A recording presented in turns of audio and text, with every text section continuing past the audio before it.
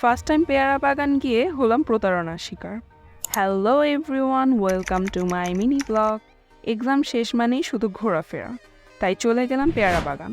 সকাল সকাল রেডি হয়ে চলে যাই চৌমাথা, সেখান থেকে একটা লেগুনা করে পেয়ারা বাগানের উদ্দেশ্যে রওনা দিই। এটা ছিল গার্লস ট্রিপ, তাই আমরা 7 জন মেয়ে ছিলাম।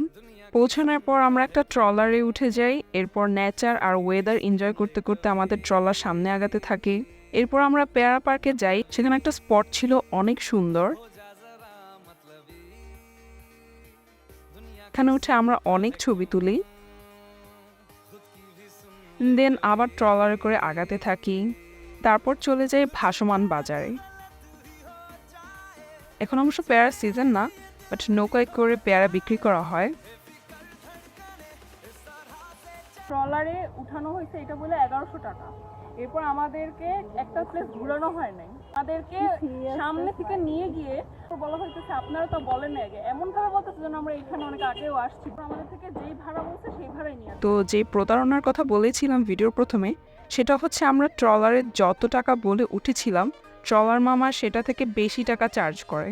তার উপর আমাদের আরেকটা স্পট ঘোরানোর কথা ছিল, কিন্তু সে সেটা ঘুরায়নি, উল্টে আরও টাকা চার্জ করছিল। যাই হোক, তারপর যে লেগুনায় করে আসি সেই মামাকে কল দেই, তারপর ওই লেগুনায় করে আমরা আবার ব্যাক করি।